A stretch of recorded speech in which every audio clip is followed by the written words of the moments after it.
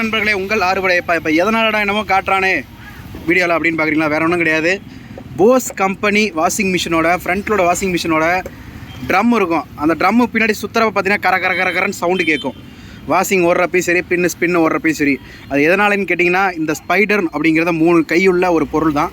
இந்த ஸ்பைடர் வந்து Bose company front load washing மிஷினோட ட்ரம்மில் வந்து ஸ்டீல் ட்ரம்மில் வந்து கனெக்ட் பண்ணியிருப்பாங்க.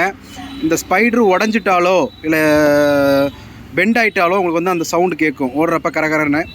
அதனால் வர விளைவுகள் என்னென்னு பார்த்தீங்கன்னா, இந்த ஸ்பைடர் உடஞ்சிரும், ட்ரம்மு டேமேஜ் ஆகிரும். இப்போ வந்து பார்த்திங்கன்னா அதே போஸ் கம்பெனி வாஷிங் மிஷின் தான் பாருங்கள், நம்ம பிரித்து வச்சுருக்கோம். இந்த போஸ் கம்பெனி வாஷிங் மிஷினில் ஃபர்தராக வந்த கம்ப்ளைண்ட் என்னென்னா, இந்த ஸ்பைடர் உடஞ்சிருச்சு.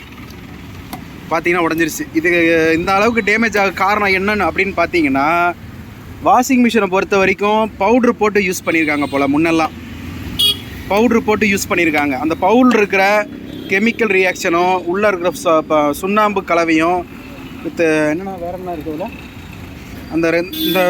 இந்த பொருட்கள் எல்லாம் ஒன்றா சேர்றப்போ இந்த ஸ்பைடரில் இருக்கிற அலுமினிய கோட்டிங்கை வந்து அரிச்சிரும். ஒன்றும் இல்லை, இதான் வந்து பார்த்திங்கன்னா ஸ்பைடர் எப்படி ஓட்டை விழுந்திருக்குன்னு பார்த்தீங்கன்னா தெரியும். ஏதோ வந்து சிமெண்ட் ஓடு தட்டினா உடையமில்ல, அந்த அளவுக்கு உடஞ்சிருக்கு. இதோட உண்மையான மெட்டலை காட்டுறேன் பாருங்கள். வணக்கம் நண்பர்களே, பாருங்கள், இதான் வந்து போஸ் கம்பெனியோட ஒரிஜினல் ஸ்பைடரு. எப்படி இருக்குன்னு நீங்களே பாருங்கள். அலுமினியம் ஸ்டீல் தான். இந்த அளவு ப்ரெஷர் கிட்டத்தட்ட பார்த்திங்கன்னா ஒரு 6 mm திக்னஸோடு இருக்குது. இந்த ஸ்பைடரு எப்படி டேமேஜ் ஆகுதுன்னு வீடியோவில் பாருங்கள் நண்பர்களே. அந்த அளவு திக்னஸில் ஒரு ஸ்பைடரு இந்த அளவுக்கு ஆக காரணம் என்ன அப்படின்னா, நீங்கள் யூஸ் பண்ணுற பவுடர், அந்த வாஷிங் பவுட்ரு. அந்த வாஷிங் பவுடரை நீங்கள் வந்து வாஷிங் பவுட்ரு போடுறது பிரச்சனை இல்லை, லெவலாக போடணும். அவன் கம்பெனிக்காரே ஏதோ சொல்கிறான், நம்ம போடலாம், நமக்கு அவசரத்துக்கு போடலாம் அப்படின்னு நினச்சிங்கன்னா இந்த மாதிரி தான் ஆகும். இப்போ இந்த ஸ்பைடரு போயிடுச்சு, ட்ரம்மு உடஞ்சிருச்சு. அதனால் இப்போ என்னென்னா இந்த ஸ்பைடரை மாற்றணும். இந்த ஸ்பைடரோட விலை பார்த்திங்கன்னா கிட்டத்தட்ட ஒரு 4 ரூபா பக்கம் வருது இந்த ஸ்பைடரோட விலை. இந்த ஸ்பைடர் மட்டும் சும்மா கிடையாதுங்க. ஒரு சில ட்ரம்மு பார்த்திங்கன்னா மோல்டிங் டைப் இருக்கும் பாருங்கள். இது பூரா மோல்டிங் டைப் தான், ஸ்க்ரூ டைப் கிடையாது. இது மோல்டிங் டைப்பு ட்ரம்மு தான் பாருங்கள். இப்போ வந்து ஃபுல்லாக மோல்டிங்குங்கிறனால நம்ம கட்டிங் மிஷினை வச்சு கட் பண்ணி எடுத்துருக்கோம்.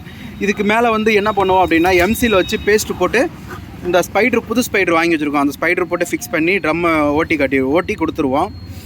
நீ இந்த ஸ்பைடர் உடையாமல் இந்த வாஷிங் மிஷின் ஃப்ரண்டோட வாஷிங் மிஷின் ஒரு 10 வருஷம் 5 வருஷம் உழைக்கணும் அப்படின்னு நினச்சிங்க அப்படின்னா, வாஷிங்க்குன்னு தனியாக ஒரு ஆயில் இருக்குது. அந்த ஆயிலை மட்டும் யூஸ் பண்ணுங்கள். இந்த பவுட்ரு இந்த சுண்ணாம்பு சோடாப்பு இருக்கலாம் பவுடர்லாம் போடாதீங்க. போட்டிங்க அப்படின்னா இந்த நிலமை தான் ஆகும். பார்த்துக்குங்க, நல்லா புரிஞ்சுக்குங்க, பார்த்துக்குங்க. ஃபுல்லி ஆட்டோமேட்டிக் எடுக்கிறது பிரச்சனை இல்லை, எடுத்து கரெக்டாக மெயின்டைன் பண்ணிங்கன்னா மிஷின் நல்லாயிருக்கும். அதுவும் பார்த்தீங்கன்னா இந்த ஸ்பைடர் உடையக்கூடாது. உடஞ்சிது அப்படின்னா உங்களுக்கு பிரச்சனை அதிகமாக வரும். ஓகே ஃப்ரெண்ட்ஸ், இவ்வளோ நேரம் என் வீடியோ ஸ்கிப் பண்ண பார்த்துக்கு மிக்க நன்றி. நீ அவ்வளோதான், அந்த ஸ்பைடர் உடஞ்சிருச்சு, வேறு ஸ்பைடர் வாங்கிட்டு வந்துட்டோம். நீ இந்த ட்ரம்மை வந்து க்ளீன் பண்ணிட்டாங்க, ஆசிட் ஊற்றி க்ளீன் பண்ணியாச்சு.